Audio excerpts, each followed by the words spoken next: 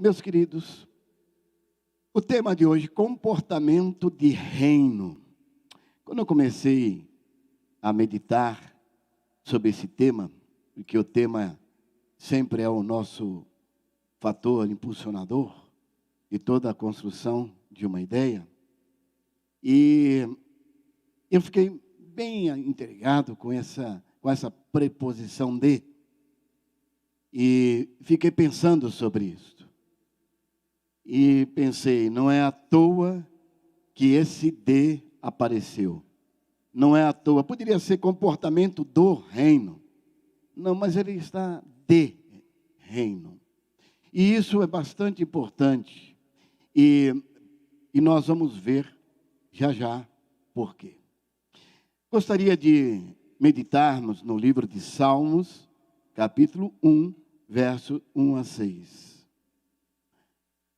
É um capítulo pequeno, mas que introduz todos os 150 poemas contidos no livro de Salmos. Como é feliz aquele que não segue, ou em outra tradução anda, no conselho dos ímpios, nem imita, ou em outra tradução detém, a conduta dos pecadores, que se assenta na roda dos zombadores. Ao contrário, a sua satisfação está na lei do Senhor, e nessa lei medita de dia e de noite. É como uma árvore plantada à beira das águas correntes. Dá o fruto no tempo certo, e suas folhas não murcham, e tudo o que ele faz, prospera. Não é o caso dos ímpios. São como a palha que o vento leva. Por isso, os ímpios, ou perversos em outra tradução, não resistirão no julgamento, nem os pecadores na comunidade dos justos. Pois o Senhor aprova o caminho dos justos, mas o caminho dos ímpios leva à perdição. Meus irmãos, meditar sobre esse tema, comportamento de reino, antes eu quero pensar sobre essa preposição e refletir um pouco sobre ela. Fiquei tão intrigado que eu liguei para a nossa professora de português para me trazer uma ideia, e eu disse para ela: Lu, isso está me cheirando algo muito profundo, muito mais de um indicativo. Tem alguma coisa aqui. E eu expliquei para ela. Eu expliquei dando um exemplo.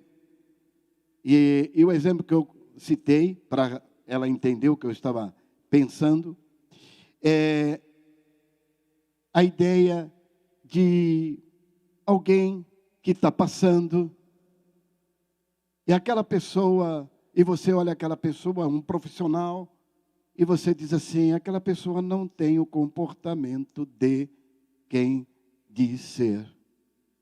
Aquela pessoa não tem o comportamento de ser um profissional, um comerciante.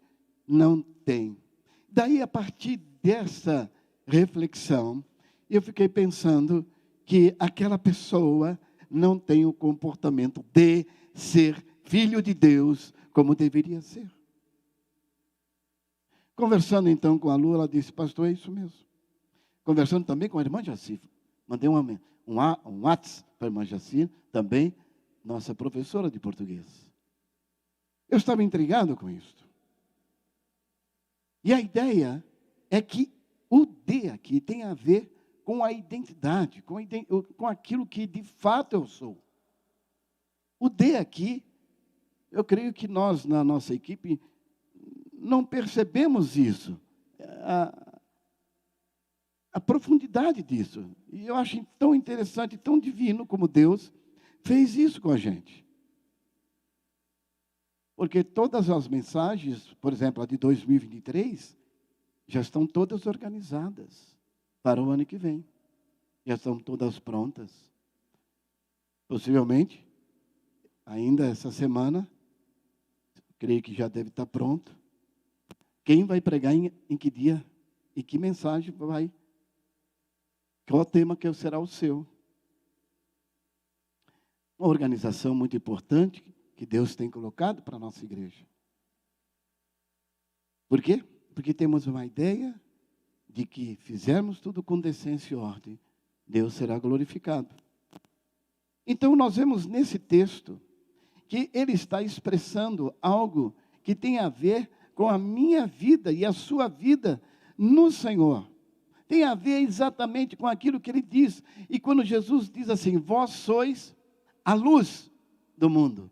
Aí está a profundidade desse D. Eu sou, eu não estou, eu não vou ser, eu já sou, eu tenho, está em mim. E isso tem a ver também com aquilo que ele, Deus é, imanente. Você sabe o que é isso? Deus imanente. Deus imanente é Deus em nós, dentro de nós, operando em nós. Por isso, o meu comportamento é de reino, porque eu vim para reinar. E é exatamente isso que o Senhor está trazendo para nós. O livro de Salmos é bastante importante e nós quero dar uma pequena introdução aqui. É um livro de poesias, há vários poemas, são vários autores que aqui vão escrevendo e nós vemos que as estrofes do livro desses poemas, eles têm algumas palavras do ladinho que mostra as suas divisões. Isso dá ideia, meus irmãos, de que o povo cantava, tanto coletivamente como individualmente, eles cantavam, é o povo de Israel cantando. O livro foi coletado, juntado, ele teve um período de quase mil anos, segundo os comentários, para ser escrito todo ele. Ele vem sendo escrito, vem com Davi, e Davi, os seus primeiros 72 capítulos, junto com outros, ali, 41 capítulos, vem de Davi, depois tem uma segunda divisão, que é de 42 a 72, depois uma terceira divisão, que é de 73 a 89, e os Salmos também 90 a 106, uma quarta divisão e uma quinta divisão. E essa quinta divisão, ela vai de 107 a 150 capítulos, ou poemas.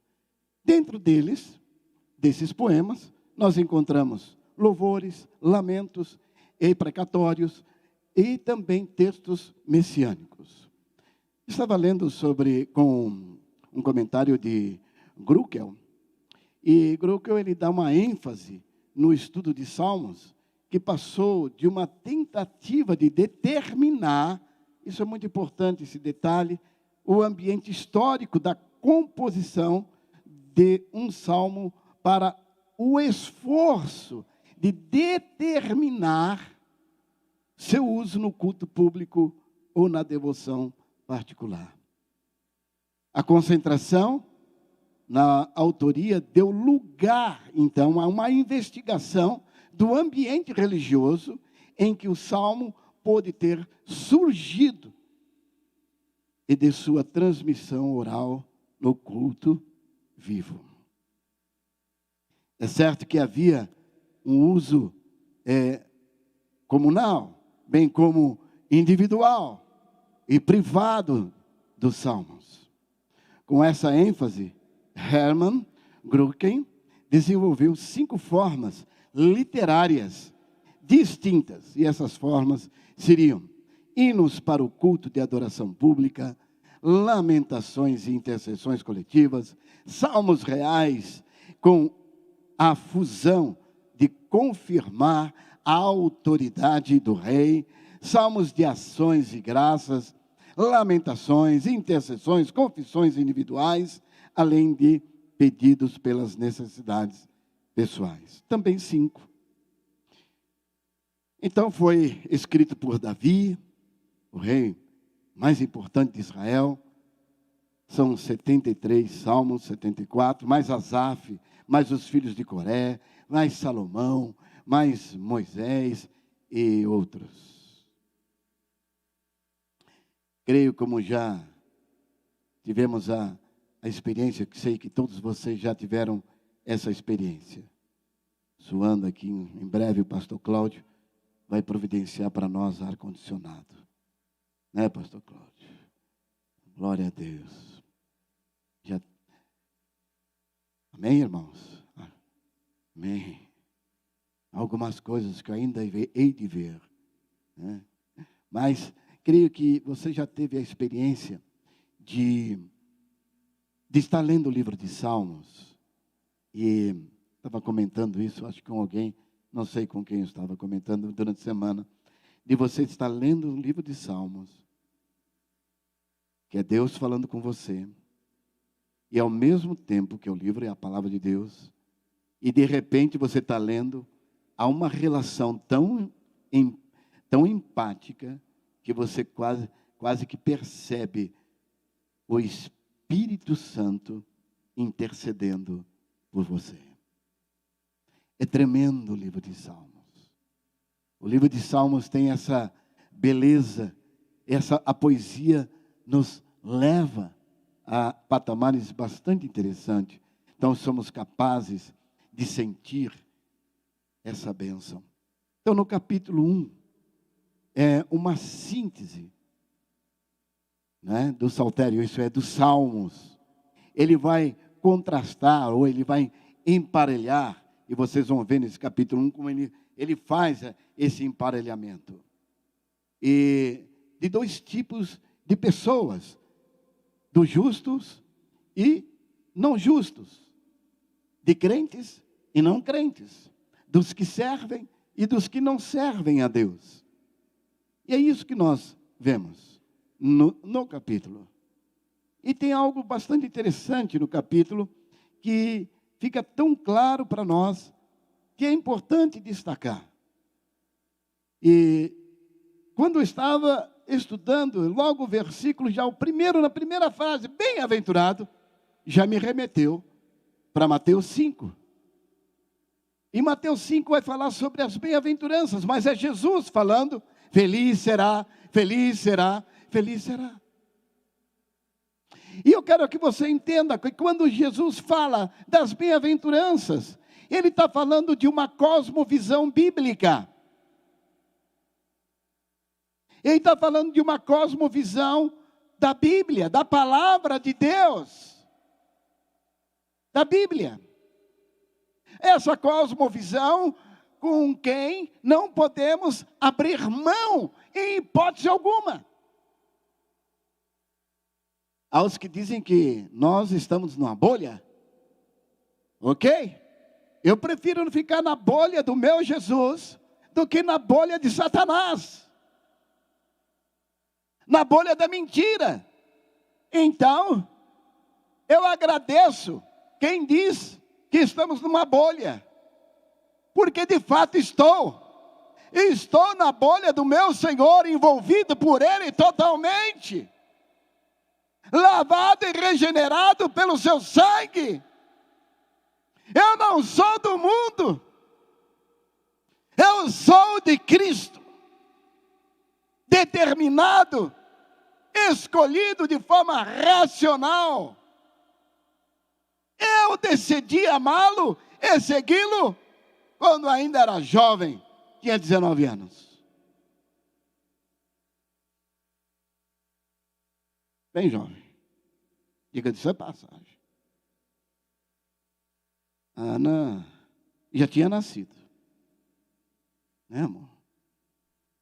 Já tinha, novinha. Então, em Mateus 5, nós vemos isso.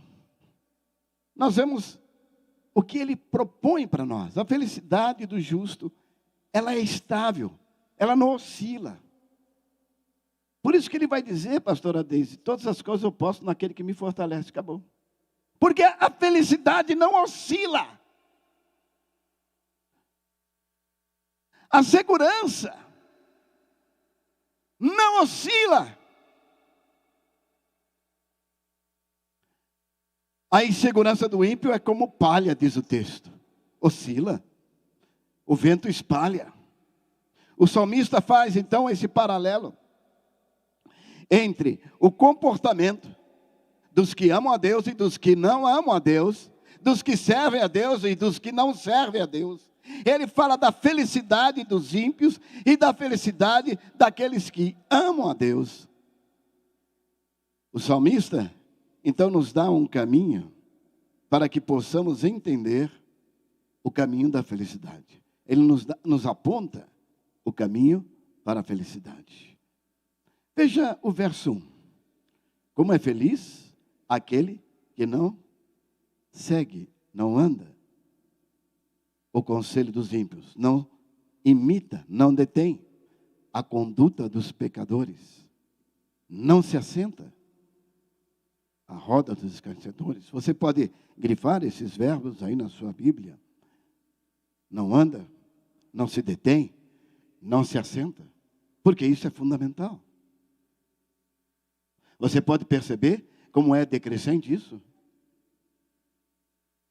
E aí eu quero dizer a você que o comportamento de reino é esse comportamento que evita. O comportamento do reino decide e evita andar, deter e assentar-se. Esses 3 tipos de comportamentos aparecem, e ele diz aqui, o próprio texto está aqui mostrando, dos que não retratam ser de reino. E quais são eles? Os ímpios, pecadores, escarnecedores. Esses não pertencem, não têm o reino dentro de si, não se comportam de acordo com o reino, não sentem o reino, não ouvem a voz do rei que reina no reino. Como se comportam? Eles se comportam nos conselhos dos ímpios. Tome cuidado com o conselho dos ímpios. Você deve tomar muito cuidado. Sabe como o conselho dos ímpios trabalha? Ele trabalha intimidando você, ridicularizando muitas vezes. Mas o ímpio, ele tem um jeito, não uma qualidade, um jeito de ser. O ímpio é diferente do caminho aí dos que escarnecem e dos pecadores. O ímpio, muitas vezes, são pessoas bem inteligentes. São pessoas até pacíficas. São pessoas buena gente, sabe? Mas são ateus. Eles não seguem, eles negam Jesus. São boas pessoas. Quantas pessoas você conhece que são buena gente? São pessoas joia demais, não é verdade? São pessoas legais. Muitos filósofos são ímpios, mas são ímpios porque não creem em Deus, porque não aceitam Deus, e porque são boas pessoas. Muitos ouvem o conselho deles. Por isso que a igreja, ela precisa estar atenta ao conselho dos ímpios. O teu conselho não está com os ímpios, porque ele é bem-sucedido na terra. Os teus conselhos está no Senhor e na sua palavra. E se você está precisando de orientação, você tem um pai. E esse pai eterno fala com você e te dá direção. E eu digo isso para você, para que você não se envolva com o conselho dos ímpios. Quando você começa a ouvir demais o conselho dos ímpios, você está virando as costas para o Senhor, para ouvir ao Senhor. Nós vemos que o caminho, também aqueles que param, estão andando no caminho. A gente costuma dizer que um adicto não pode passar pelo caminho ali no Tiradentes. Tem um caminho ali que é complicado. ele vai sentir cheiro, ele vai ver pessoas, ele vai ver traficantes na rua. Isso vai atraí-lo. Então sai fora do caminho. Não passe pelo caminho que levam à perdição. E quando você passa pelo caminho, você é atraído, e você vê aquela roda, e o texto vai dizer que você se assenta na roda dos escarnecedores. O salmista está afirmando que para ser feliz, você não deve aceitar o conselho dos ímpios. O conselho dos ímpios é a cosmovisão do mundo, é como ele vê o mundo. E ele não vê o mundo de acordo com o que você vê. Não é salutar para você. As normas, as regras, os princípios éticos, morais do ímpio, não são as que governam a vida dele, mas não as que nos governam. Pois nós temos outros princípios éticos e morais. Por exemplo, o Senhor diz para nós abençoarmos até os que nos maldizem. O ímpio não vai dizer isto. Muito menos o pecador, muito menos o perverso. O ímpio, ele não tem prazer na lei. Ele tem os seus próprios valores. Ele é uma pessoa que vive a vida. Como aquele que fala assim, deixa a vida me levar. Leva. Isso. Leva. É essa vida que vai sem compromisso, sem nenhuma responsabilidade, nem com Deus, nem consigo mesmo e nem com o próximo. Que busca toda forma de prazer, seja fama, sexo, imoralidades. É um tipo de prazer, de felicidade passageira e que não gera a verdadeira felicidade. Mas o que é ser feliz? Não adote esses comportamentos, meus queridos. Esses conselhos fatalmente levarão a você a um final funesto, de perdição. A felicidade do mundo, ela é totalmente transitória. Ela passa. Às vezes ela passa tão rápido que é de um dia para o outro. Uma noite você está na boate, no outro dia você está em depressão. Esses são os valores do mundo. Eu lembrei-me quando eu estava preparando a mensagem de Tiago.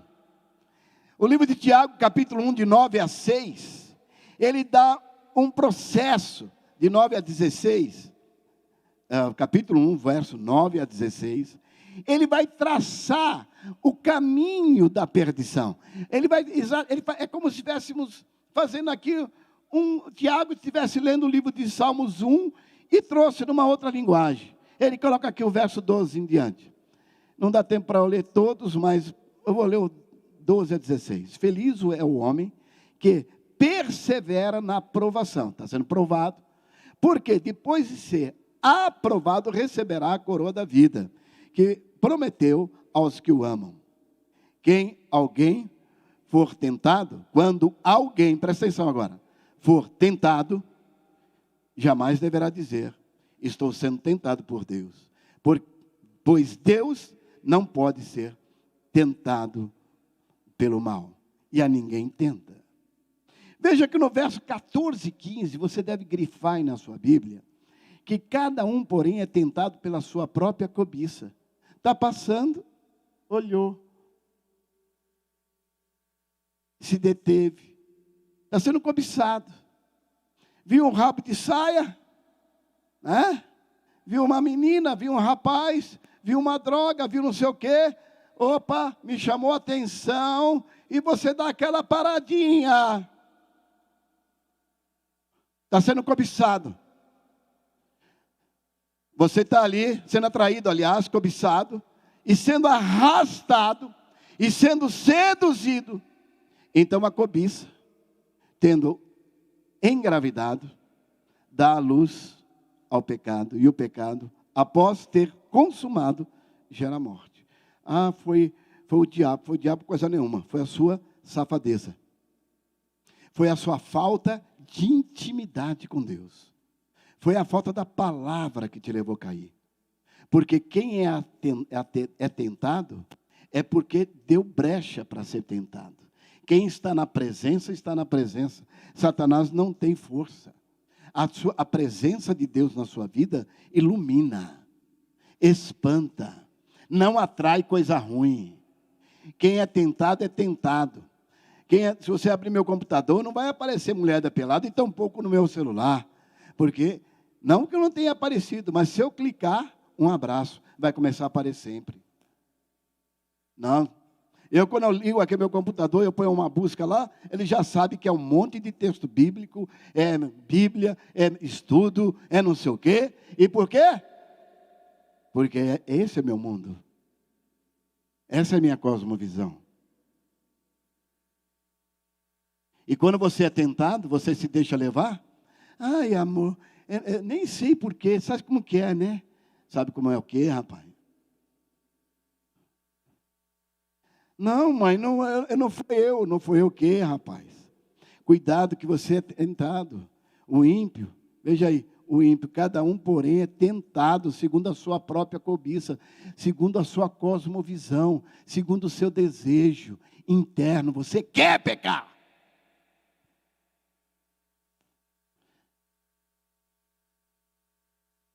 Encontramos aqui a mesma progressão que os que pecam.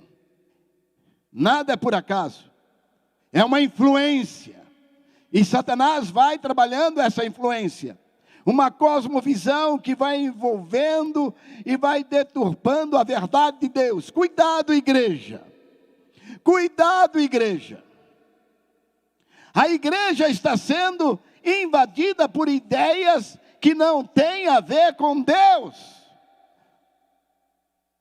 Você pode adorar em casa, conversa, só se você estiver doente. Porque o Senhor dá ênfase ao coletivo. Paulo dá ênfase ao coletivo quando traz e nos remete à ideia de corpo e que Cristo é o cabeça da igreja. E todos nós sabemos do que é a igreja local, a importância da igreja local, a importância da presença na igreja. E por quê? Porque somos corpo. O evento que vamos fazer domingo na chácara, no sábado. O que eu falei, domingo? Ok, na sábado. O evento que vamos fazer no sábado tem a ver com o quê? Com brincadeira? Só se você tiver um olhar muito raso. A brincadeira, o lúdico, é a forma de nós nos ligarmos afetivamente. E a igreja é exatamente o ligar afetivo. Porque o que nos une é o amor. Então você cumprimentar alguém que você nunca cumprimentou aqui dentro. Mas lá você está solto, está o dia todo, pode parar, conversar e brincar. Você quer ser feliz? Cuidado com o seu comportamento. Você quer ser feliz? Aquele que tudo faz. Aquela pessoa que tudo diz que vale. Vale tudo. A gente passa aí na Afonso Pena. Se passar de madrugada, você vai ver um montão de gente, de jovens na frente das boates. Mas se você ver às 6 horas da manhã, eles saindo tudo de lá. Diz que curtiu. Estão bêbados, vomitando pelas ruas. Drogado, chapado. Diz que curtiu. Cuidado, esses argumentos, esses sofismas, vai desembocar na morte, como diz Tiago. Cuidado com aquilo que você pensa e aquilo que você faz. Por exemplo, não dá para ir na igreja hoje não. Mentira. A sua cosmovisão já está sendo minada. Não, não vou hoje à noite. Não vou de manhã. Não gosto de fazer de GDF. Mentira. A sua cosmovisão é que está influenciando você. Porque aquele que está em Cristo tem prazer de estar em comunhão. Você tem que prestar atenção. Eu estava fazendo uma palestra, não essa, mas para os pastores lá no Rio, e eu fiz exatamente a pergunta: por que você se comporta do jeito que você se comporta? Por que você se comporta do jeito que você se comporta? Pastores e esposa de pastores. Por que suas ovelhas se comportam do jeito que se comportam? O que é que envolve você? O que é que está falando no fundo do teu coração? É a presença? É a palavra? É a verdade? Ou é o seu senso crítico, a sua censura? Aquilo que eu acho certo. Aquilo que eu quero dizer uma coisa para você, e olhando na câmera também. Aquilo que você acha certo, pouco importa. O dia que você começar a falar para mim assim: pastor, eu discordo disso, porque na Bíblia, a palavra de Deus diz isto. E eu sigo a palavra de Deus, porque ela diz isso. E se ela diz, eu vivo. Porque ela é a palavra de Deus. E se ela é a palavra de Deus, ela está em mim, encarnada.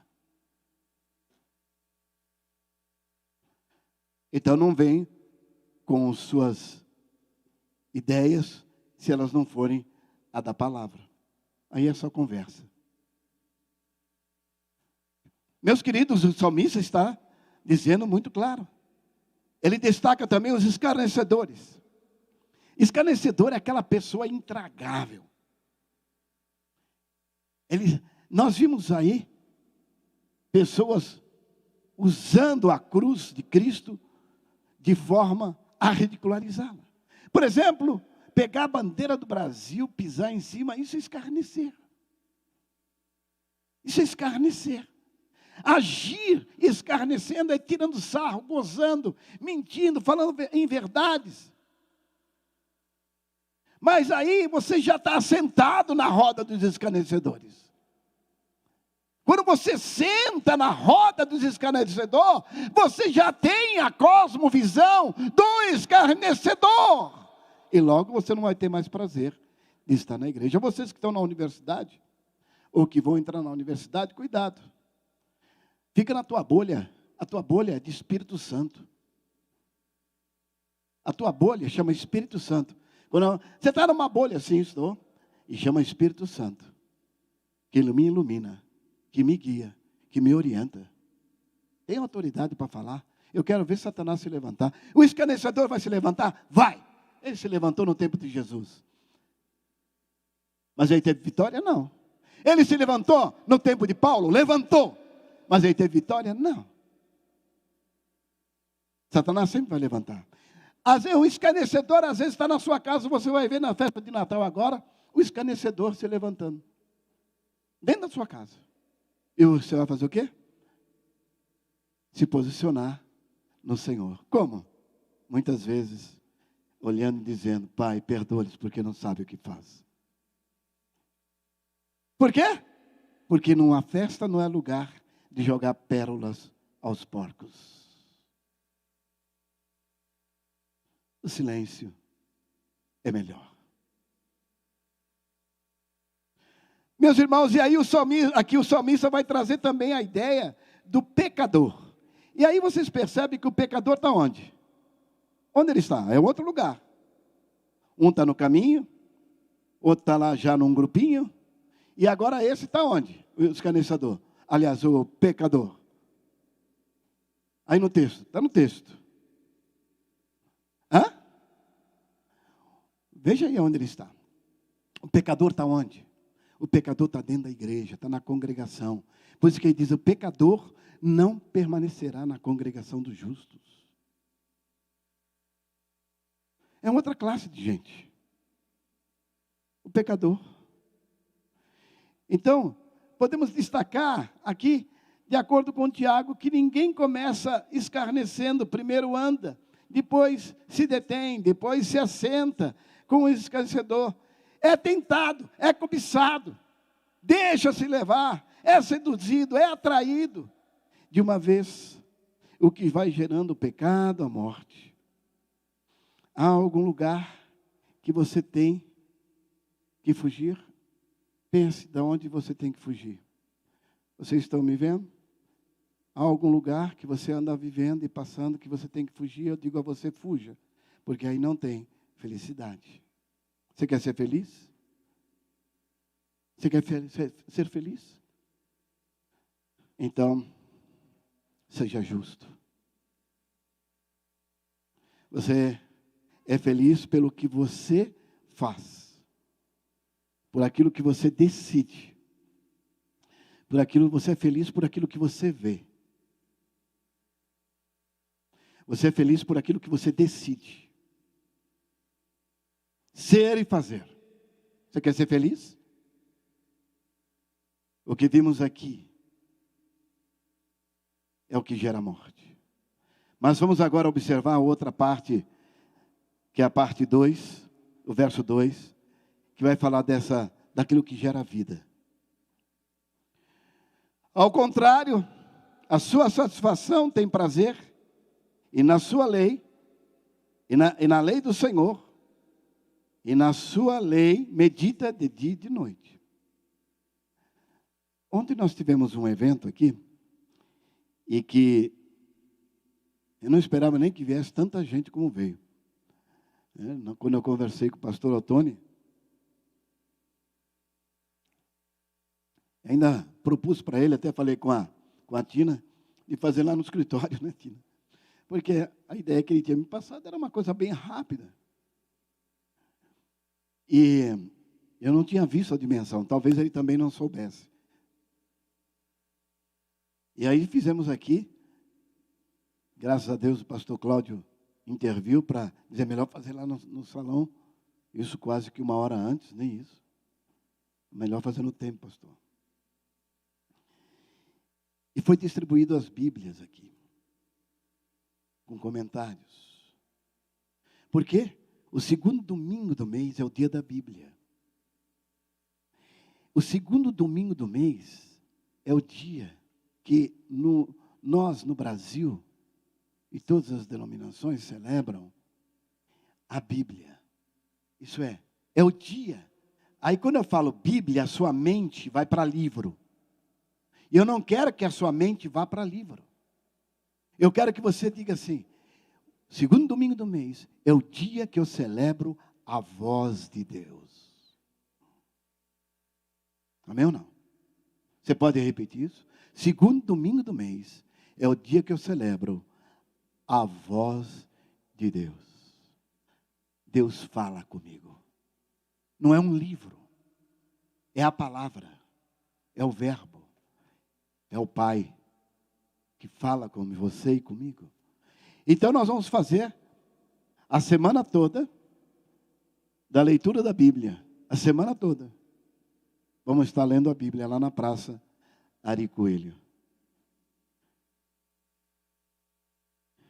Por quê? Porque nós meditamos. Nós temos prazer em meditar na palavra. Você tem meditado na palavra? Você para meditar? Você faz devocional? Pois é. Uma das coisas que esse ano, nós detectamos, coletivamente, é a falta da leitura da palavra, da oração. E eu já estou indo nessa direção, mais intencionalmente, principalmente com a liderança. E eu quero que chegue em vocês. Eu quero que vocês olhem para todos que estão aqui no Ministério de Louvor, e eles sejam um exemplo para vocês de leitura bíblica e de oração. Eu quero que cada pastor nosso possa dizer para você e te ensinar como ele faz a sua devocional e a sua oração. Meditar é como pegar uma pastilha e colocar na boca e ficar chupando. ficar com ela, estar nela, e ficar pensando naquele texto, porque a meditação, essa palavra, ela precisa descer. Não é, eu li 40 vezes a Bíblia, passou tão rápido, lendo a Bíblia durante o ano, que não teve tempo. É como algumas pessoas que dirigem aí, e que correm, e que não vê, só vê a árvore, mas não vê o passarinho em cima da árvore, não vê ninho. Tem algumas pessoas que andam assim rápido. Não é? Passa tão rápido que não vê. Estão falando do áudio, mas não é não, coitado. Ele vai devagarinho como eu. E aí, passa a leitura tão rápido, e fala assim, eu li a Bíblia toda, mas a sua vida não é de reino. O que está acontecendo? Que já leu 40 vezes, 50, mas o comportamento não é de reino. E o que falta? Meditar. Precisa chupar. Aí fala, fica orgulhoso, até intimida quem não leu tantas vezes. Mas aí você olha e diz, pois é, leu tão correndo que não foi capaz de ver Deus falando com você. Nós precisamos entender que o texto está dizendo que medita nela dia e noite. Perceba aqui o comportamento meditar. A Bíblia é lâmpada para os nossos pés, é luz para o nosso caminho. Há tantas coisas que podemos falar sobre a palavra de Deus, que ela é em nós. Ela precisa assumir em nós completamente uma mudança. Ela precisa estar em nós. Por isso que estamos aqui dizendo, você precisa ter uma cosmovisão bíblica.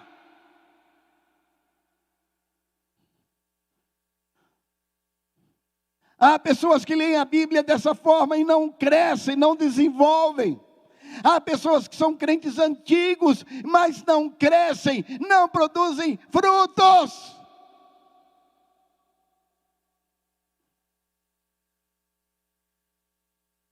Não são capazes de dizer o que esse texto está dizendo para mim. O que esse texto diz para mim? O que eu decido fazer a partir de agora? Vai ser difícil, Senhor, eu mudar meus hábitos, porque esse texto está dizendo para eu ser assim, e eu não sou. Eu ainda me comporto de acordo com o mundo. Eu preciso, Senhor, aprender a ter um novo hábito. Eu não sei se vocês sabem, mas nós temos vários horários de oração.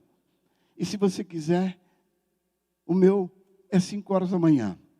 Eu coloco lá no Zoom, a pastora Ana com outro grupo, tem às 6 horas da manhã, eu acho que a Cláudia às 10 horas da manhã.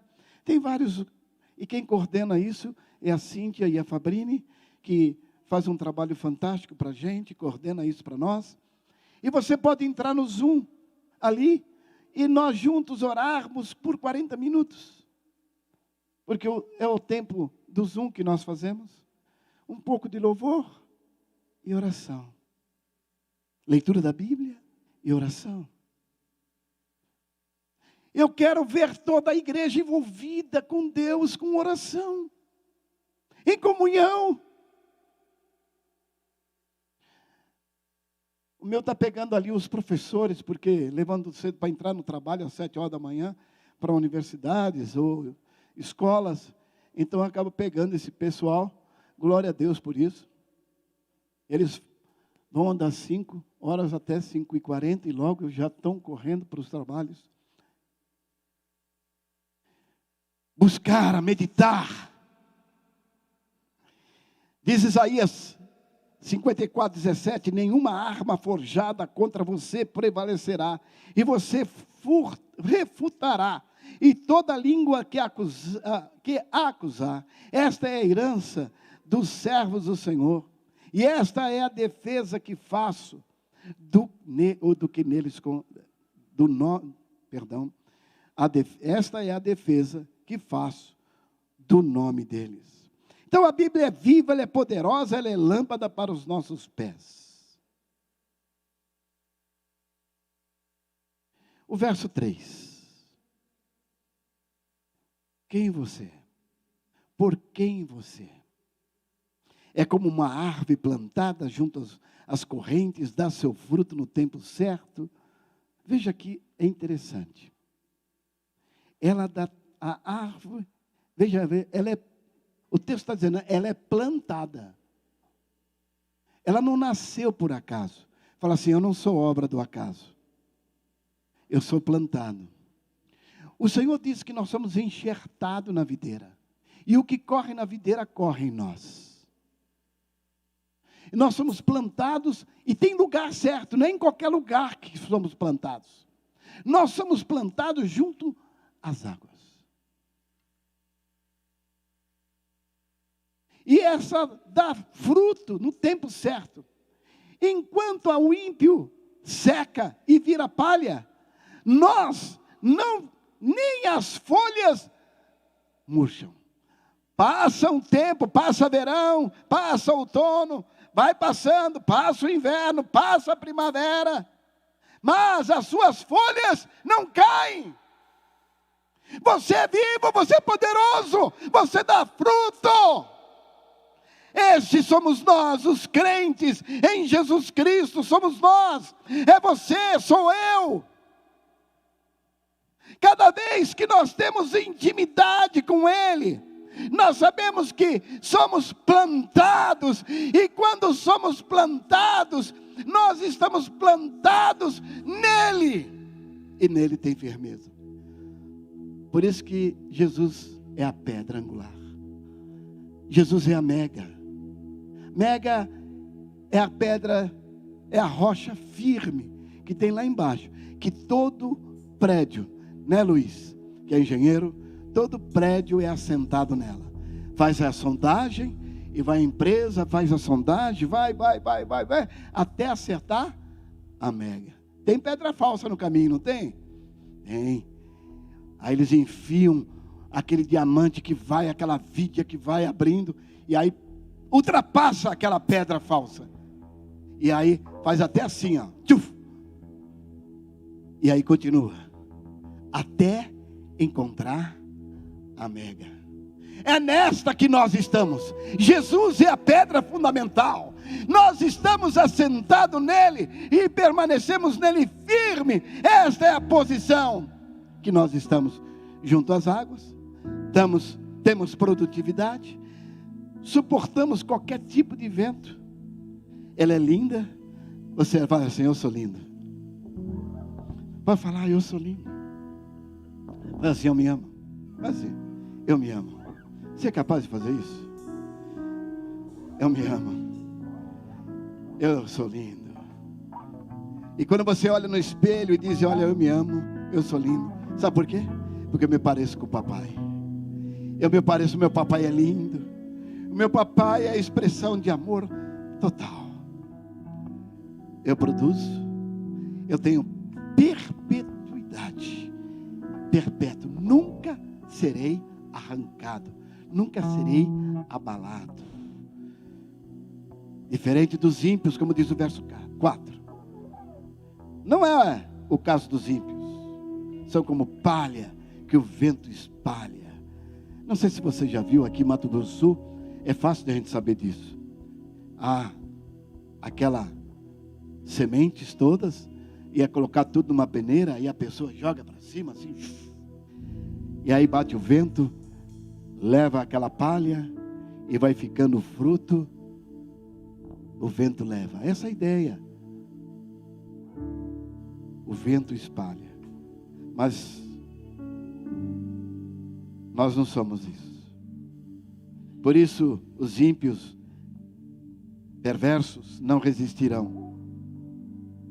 E aí vem no julgamento. E aí vem o texto.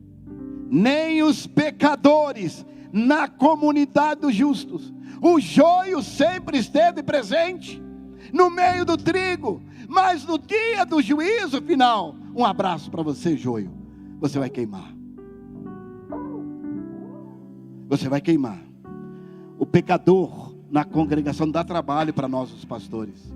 Porque o pecador na congregação, ele fica culpando os pastores. Ah, não cuidou de mim, a igreja não fez isso, a igreja não fez aquilo. E vai jogando culpa em cima da gente. A gente fica doido. Meu Deus do céu. Eu quero dizer para vocês, nós somos pastores de ovelhas e não pastores de clientes. E por isso você não me culpa, porque eu não tenho clientes. Eu não tenho que mostrar coisas bonitas para você. Eu não tenho obrigação de ser bonzinho, porque você é meu cliente, eu tenho que manter você. Eu sou pastor, e se eu tiver que dizer para você alguma coisa, eu vou dizer. E eu dou graças a Deus que os nossos pastores aqui nessa igreja não omitem, não se furtam de falar a verdade. Vocês têm pastores e nós temos ovelha. Nós não temos clientes que falamos coisas para vocês, para manter vocês aqui. Não vamos fazer isso. Nós temos ovelhas. E nós como pastores sabemos que teremos que dar conta.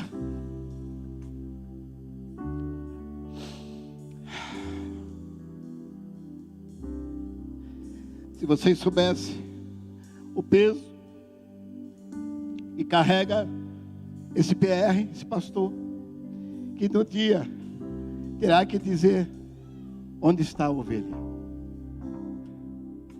Isso sim pesa. Nos faz pensar. Nos faz pensar muito. Meu Deus, eu não posso perder essa ovelha. Ela foi comprada por um alto preço. A minha decisão não pode ser falsa, não pode ser uma decisão precipitada, porque eu vou ter que dar conta. Por isso nós tomamos uma atitude aqui, irmãos, de pedir perdão, de reconciliar. Para mais de 70 pessoas, temos que fazer isso, para a glória de Deus. São como o vento, como a palha que o vento espalha e leva. Que o fogo também queimará no dia do juízo. É isso que vai acontecer. E por fim, os ímpios são condenados. Por isso, os ímpios, perversos, não resistirão no dia do juízo, no dia do julgamento. Sem os pecadores, nem os pecadores na comunidade juntos. Perversos, ímpios e pecadores vão ser lançados no inferno. Os pecadores na congregação dos justos. Os pecadores subornam. Os pecadores mostram a sua esperteza numa canetada. Agem e mostram mais, acham que são mais hábeis. Mas na verdade, não prevalecerá. E no dia do juízo de Deus, eles não prevalecerão. Serão condenados, como diz Apocalipse: apartai-vos de mim, malditos, para o fogo eterno. Os pecadores serão banidos, junto com os ímpios, junto com os lobos, os falsos crentes, os traidores como Judas, os traidores, os furtadores como Ananias e Safira, os que se acham espertos. E concluo. Verso 6. Ele dá uma fechada. Pois o Senhor aprova o caminho do justo, mas o caminho dos ímpios leva à destruição. E provar a sua vida, e sentir que está longe. Pois o Senhor conhece o caminho dos ímpios, pois o caminho dos justos, mas o caminho dos ímpios perecerá. Meus irmãos, que possamos, esta É a minha última mensagem desse ano. Daqui para frente segue essa série de mensagens com os pastores. E eu estou sinalizando para você que você deve pegar a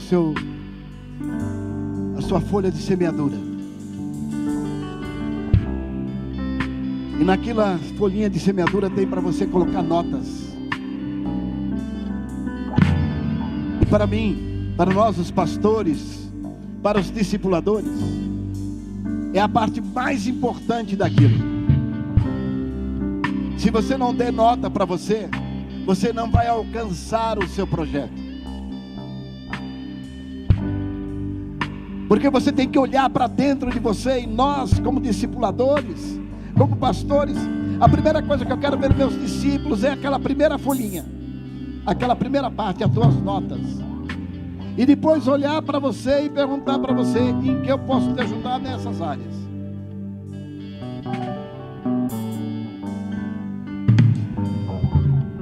Como eu posso ajudar você a ser realmente uma árvore frutífera?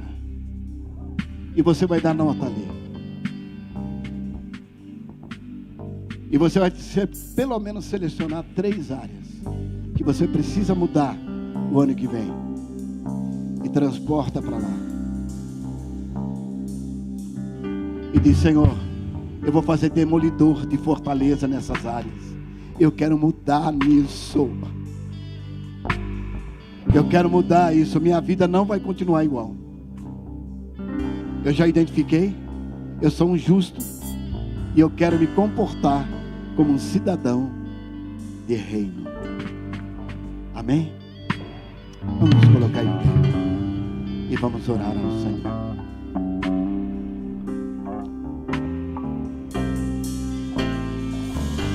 Você quer ser feliz? Permaneça junto às águas. Você quer ser feliz? Não se defenda. O Senhor é a tua força. O Senhor é a tua fortaleza. Vem o vento, vem a chuva, vem o granizo, vem o calor, vem o outono, mas não se defenda. O Senhor fará você prosperar e produzir. É Ele que faz. Não se preocupe. Estão falando mal de mim. Não se preocupe. Não se preocupe. Não determine o seu comportamento pelo outro. Determine o seu comportamento por aquilo que o Senhor diz que você é. Por aquilo que o Senhor diz que você é. E assim você se comportará de acordo com a cosmovisão bíblica. Amém? Pai querido, eu quero te suplicar a tua bênção, a tua graça sobre a tua igreja. Que teu Espírito Santo possa estar operando, agindo de forma graciosa. Pai, o Senhor é que gera em nós uma felicidade eterna. E eu quero te pedir a Deus, em nome de Jesus, se aqui há alguém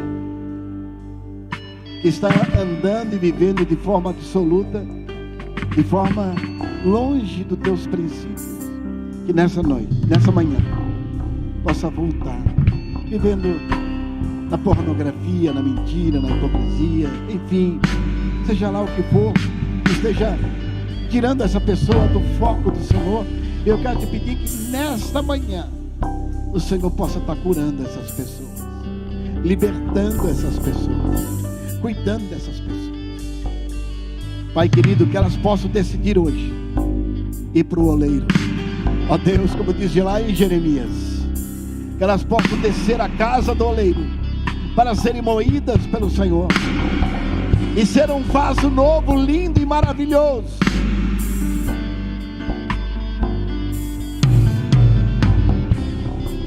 Ó Deus, toma em tuas mãos. Abençoe a igreja Ágape. Abençoe nossas ovelhas queridas que tanto amamos. Nós te agradecemos e te louvamos pela tua palavra nessa manhã, em nome de Jesus. Amém e amém. Deus abençoe. Bom na paz do Senhor. Amém. Glória a Deus.